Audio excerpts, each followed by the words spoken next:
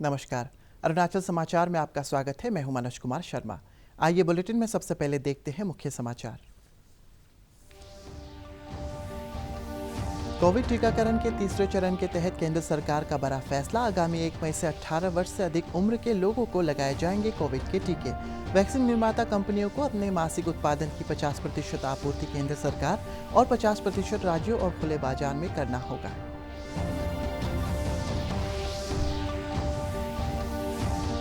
मुख्यमंत्री पेमा खांडू ने तवांग में ली कोविड वैक्सीन की पहली खुराक। राज्य के लोगों से जल्द कोविड टीका लगवाने की अपील। राज्यपाल डॉक्टर बी.डी. मिश्रा ने कोविड-19 महामारी से बचाव के लिए एसओपी के पालन और टीकाकरण पर राज्य के सभी कॉलेजों के प्रिंसिपल और एनएसएस वॉलंटियर्स के साथ की वर्चुअल बैठक। देश भर में पिछले 24 घंटे में कोविड संक्रमण के 2,59,170 नए मामले सामने आए। अरुणाचल में इस वर्ष एक दिन में सबसे अधिक 65 मामले आए सामने। राज्य में सक्रिय मामलों की संख्या बढ़कर हुई 176।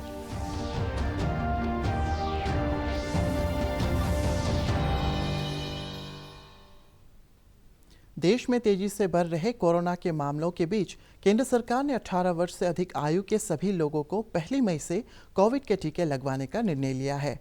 प्रधानमंत्री नरेंद्र मोदी की अध्यक्षता में हुई बैठक के बाद कोविड टीकाकरण के तीसरे चरण की रणनीति की सोमवार को घोषणा की गई। इस चरण में सभी सरकारी टीकाकरण केंद्रों पर पात्र लोगों को पहले की तरह मुफ्त टीके लगाए जाएंगे। इनमें स्वास्थ्यकर्मी, अग्रिम पंक्ति के कार्यकर्ता और 45 वर्ष की आयु से सभी लोग शामिल होंगे। इस चरण में वैक्सीन के निर्माता मासिक उत्पादन की 50% आपूर्ति केंद्र सरकार को करेंगे तथा बाकी 50% वैक्सीन की आपूर्ति वे राज्यों और खुले बाजारों में कर सकेंगे। वैक्सीन निर्माता राज्य सरकारों तथा खुले बाजार में उपलब्ध होने वाली वैक्सीन की कीमत पारदर्शी रूप से पहले ही घोषित करेंगे। अन्य श्रेणियों के लिए निर्धारित 50% वैक्सीन में से ही निजी अस्पताल अपने लिए वैक्सीन की खरीद करेंगे। इनमें केंद्र सरकार के लिए निर्धारित 50% की आपूर्ति शामिल नहीं है। अरुणाचल प्रदेश के मुख्यमंत्री पेमा खांडू ने आज तवांग के केडी जांगमो अस्पताल में कोविड वैक्सीन की पहली खुराक ली। उनके साथ विधायक शेरिंग ताशी ने भी कोविड वैक्सीन का पहला टीका लगवाया। मुख्यमंत्री ने राज्य के सभी पात्र व्यक्तियों से जल्द कोविड का टीका लगवाने की अपील की। उन्होंने कहा है कि इससे कोरोना की दूसरी लहर से काफ़ी हद तक सुरक्षा मिलेगी। राज्यपाल डॉक्टर बी.डी. मिश्रा ने आज कोविड-19 महामारी से बचाव के लिए एसओपी के पालन और टीकाकरण पर जन जागरूकता के लिए राज्य के सभी कॉलेज के प्रिंसिपल और नेशनल सर्विस स्कीम एनएसएस के वॉलंटियर्स के साथ वर्चुअल बैठक की। राज्यपाल ने कॉलेज के प्रिंसिपल, छात्रों और एनएसएस के वॉलंटियर्स से कोविड वैक्सीन के लिए बुजुर्ग और कम पढ़े लिखे लोगों को अस्पताल तक पहुंचाने में सहायता करने का आह्वान किया। उन्होंने सही तरीके से मास्क लगाने, सोशल डिस्टेंसिंग और सैनिटाइजेशन के बारे में राज्य के प्रत्येक नागरिकों को जागरूक बनाने को कहा।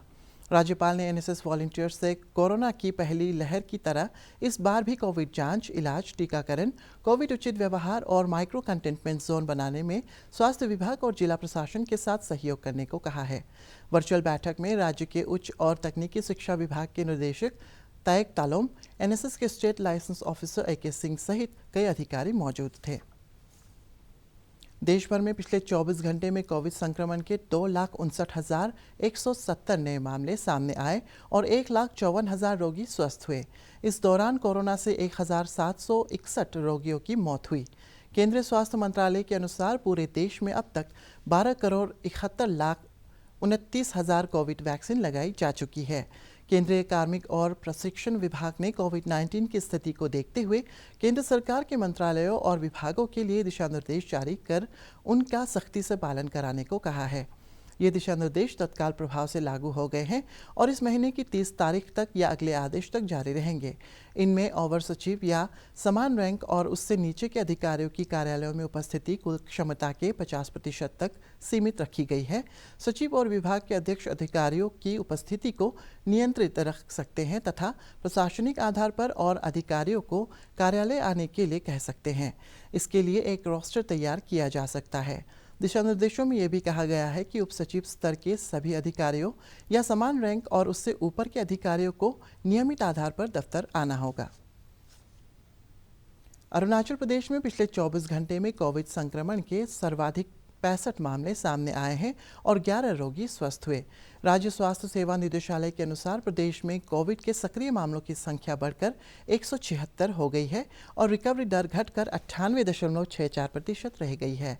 सोमवार को कोविड जांच के लिए कुल 1162 सैंपल एकत्रित किए गए। सोमवार को राज्य के सामने आए नए मामलों में ईटानगर राजधानी क्षेत्र से सबसे अधिक 31, वेस्ट कामेंग जिले से 7, लोअर दिबांग वैली और पापुमपारे जिले से 5-5, लेपारादा, ईस्ट सियांग और लोअर सुबनसिरी जिले से 4-4, तवांग से 2, नामसाई, लोहित और चांगलांग जिले से 1-1 मामले शामिल हैं, जबकि स्वस्थ हुए रोगियों में लोअर दिबांग वैली से 7, ईटानगर राजधानी क्षेत्र से 3 और चांगलांग जिले से 1 मामला शामिल है। स्वास्थ्य निदेशालय से प्राप्त सूचना के मुताबिक ईटानगर के चिंपू में स्थित डेडिकेटेड कोविड अस्पताल में 34, पापुमपारे जिले के डेडिकेटेड कोविड हेल्थ सेंटर मिटपू में 13, स्टेट क्वारंटीन फैसिलिटी लेकी में 356 और डेडिकेटेड कोविड अस्पताल पासीघाट में 37 बेड उपलब्ध है। राजधानी ईटानगर और पापुमपारे जिला प्रशासन द्वारा जारी एक आदेश में कहा गया है कि देश के अन्य राज्यों से आने वाले लोगों को रैपिड एंटीजन टेस्ट के बाद ही राज्य में प्रवेश दिया जाएगा। जिला प्रशासन के अनुसार बंदरदेवा, होलोंगी और गुमतो चेक गेट पर सुबह 6 बजे से रात 10 बजे तक रैपिड एंटीजन टेस्ट की सुविधा उपलब्ध रहेगी। राज्य के अन्य जिलों से आने वाले लोगों को संबंधित जिले से जारी पास के आधार पर ही प्रवेश दिया जाएगा। कोविड संक्रमण के बढ़ते मामलों के मद्देनजर राज्य सरकार ने आगामी 1 मई से 31 मई तक सभी स्कूलों में समर वेकेशन घोषित किया है। शिक्षा सचिव निहारिका राय द्वारा जारी सर्कुलर के अनुसार स्कूलों को कक्षा 10 और 12 के अलावा सभी कक्षाओं में इंटरनल एग्जामिनेशन 30 अप्रैल तक पूरा करने के निर्देश दिए गए हैं। केंद्रीय मंत्रिमंडल ने बेंगलोर मेट्रो रेल परियोजना के चरण 2A और 2B को मंजूरी दे दी है। इन दोनों परियोजनाओं की लंबाई करीब 58 किलोमीटर है। 2A चरण सेंट्रल सिल्क बोर्ड जंक्शन को KR पुरम से जोड़ेगा, जबकि चरण 2B के आर पुरम के हैबल होते हुए हवाई अड्डे तक जाएगा। आज मंत्रिमंडल के फैसले की जानकारी देते हुए रेल मंत्री पीयूष गोयल ने कहा है कि दोनों चरणों के निर्माण पर 14,788 करोड़ से अधिक की लागत आएगी। रेल मंत्री ने यह भी बताया है कि मंत्रिमंडल ने टालचल यूरिया लिमिटेड द्वारा कोल गैसिफिकेशन के जारी यूरिया उत्पादन के लिए विशेष सब्सिडी नीति को भी मंजूरी दे दी है। उन्होंने कहा है कि इससे विदेश मुद्रा की बचत में मदद मिलेगी। रेल मंत्री ने रेलगाड़ियों के टिकटों की कमी के दावों को यह कहते हुए खंडन किया है कि टिकट पर्याप्त मात्रा में उपलब्ध है और देश भर में रेलगाड़ियां सुचारू रूप से चल रही है। उन्होंने कहा है कि प्रभावी मजदूरों को आने जाने में किसी तरह की परेशानी का सामना नहीं करना पड़ रहा है और आवश्यकता अनुसार विशेष रेलगाड़ियां भी चलाई जा रही है। Pollution free mode of transport. As many of you may already be aware, the metro rail phase 1 project, about 42 kilometers, was fully commissioned in June 2017. It includes the east-west corridor of 18 kilometers and the north-south corridor of 24 kilometers with 40 stations at a cost of 13,845 crores. But obviously all these decisions that are taken, whether it's the Talcher fertilizer plant or the Bangalore Metro Rail project phase 2A and 2B, all of these also add to India's infrastructure development and economic activity in a big way. Incidentally, I've had interaction with FICCI, CII and ASSOCHAM between Saturday and Monday, and all three associations with the widest membership all over India have confirmed that they are completely satisfied with the steps taken by the central government on the COVID front. They had obviously raised the issue about opening up vaccination for their workmen, which has now been announced yesterday. They had also suggested that they would all like to pay and implement the vaccination for their employees, that they would also like to import, if at all it was available, the vaccines. And those decisions have all been taken yesterday, and I'm sure will be very satisfying to all the economic and trade analysts across the country, and will give a big boost to maintaining economic activity. रक्षा मंत्री राजनाथ सिंह ने कोविड-19 से निपटने के लिए रक्षा चिकित्सा सुविधाओं का लाभ आम लोगों तक पहुंचाने का निर्देश दिया है। उन्होंने देश में कोविड के बढ़ते मामलों को ध्यान में रखकर आम लोगों को रक्षा क्षेत्र में मौजूद चिकित्सा सुविधा उपलब्ध कराने को कहा। रक्षा मंत्री ने कोविड-19 की स्थिति का मुकाबला करने के लिए तैयारियों की समीक्षा बैठक की अध्यक्षता करते हुए ये बात कही। बैठक में प्रमुख सेना अध्यक्ष बिपिन रावत, तीनों सेना अध्यक्ष, रक्षा सचिव, DRDO अध्यक्ष और सशस्त्र बल चिकित्सा सेवा के महानिदेशक उपस्थित थे। बैठक में श्री सिंह ने रक्षा विभाग को निर्देश दिया कि रक्षा कर्मियों और आम नागरिकों के लिए मेडिकल ऑक्सीजन की उपलब्धता में वृद्धि की जाए। श्री सिंह ने सेना प्रमुख से ये भी कहा है कि सेना के स्थानीय कमांडर विभिन्न राज्यों के मुख्यमंत्रियों से संपर्क स्थापित कर प्रदेशों में आम लोगों को सुविधा उपलब्ध कराने का उनका सहयोग करें। शिक्षा मंत्री ताबा तेदिर ने राजकीय उच्चतर माध्यमिक विद्यालय के अपग्रेडेशन के लिए राज्य सरकार की योजना के तहत आज लोअर सुबनसिरी जिले के राजकीय उच्चतर माध्यमिक विद्यालय तालो के परिसर में भवन निर्माण की आधारशिला रखी। करीब 11 करोड़ रुपए की लागत से इस विद्यालय में बुनियादी सुविधाओं का विकास किया जाएगा। इस अवसर पर जिला परिषद अध्यक्ष लिखा साकचोरे, जिला उपायुक्त S लोवांग, माध्यमिक शिक्षा निदेशक मार्केन कादू सहित कई गणमान्य व्यक्ति मौजूद थे। शिक्षा मंत्री ताबा तेदिर ने प्राथमिक स्वास्थ्य केंद्र तालो में चल रहे कोविड टीकाकरण का जायजा लिया और स्वास्थ्य कर्मियों से इस महामारी से बचाव के लिए स्थानीय लोगों को जागरूक करने को कहा। ये स्कूल को हम इसलिए ज़्यादा सेक्शन दिया है कि ये स्कूल क्लास 1 से लेकर क्लास 12 तक होना है, क्योंकि एक इंटीग्रेटेड होने से अच्छा है।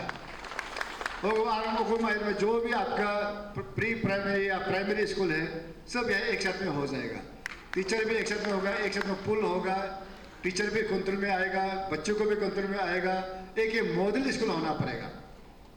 अभी जैसे हम जहाँ भी जाता हूँ, मैं इस श्याम को एग्जाम्पल देता हूँ। क्यों? इस श्याम ने ऐसे काम किया है जो pay back to your own school. अभी ऑलमोस्ट इस श्याम में जितना भी स्कूल है, कोई स्कूल में तो 1 करोड़ तक में कलेक्शन किया है। पूरा चेंज। एक स्कूल में हम देखा था, हमारा लिखा मजबी 5,000 रुपये दिया हुआ, एक लिस्ट पे देखा था। मुझे उसका लिखा बचना है, उसका भी कहीं मेरा नाम देखा उसका दिया हुआ। तो इसलिए मूल कॉन्ट्रीब्यूशन वाले वो जो स्कूल जो बनाएगा, एक मॉडल बना बोल के, एक एग्जाम्पल लोगों को देने के लिए।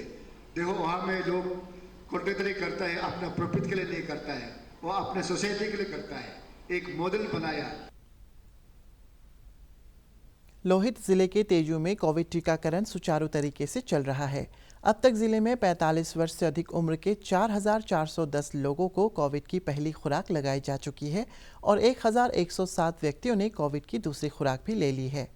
जनरल जोनल हॉस्पिटल तेजू में कोविड वैक्सीन लगवाने के बाद लाभार्थियों ने अपना अनुभव शेयर करते हुए लोगों से कोरोना महामारी पर नियंत्रण के लिए जल्द वैक्सीन लेने की अपील की है।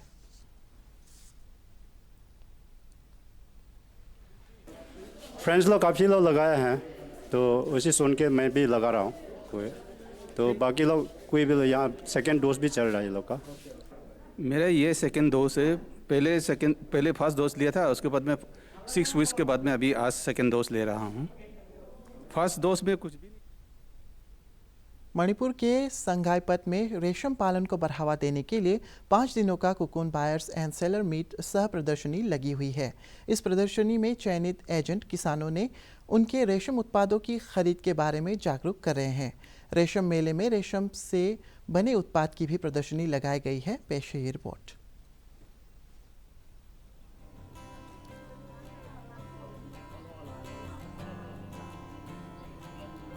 We are implementing 2 central sponsor schemes, and that is integrated sericulture development project.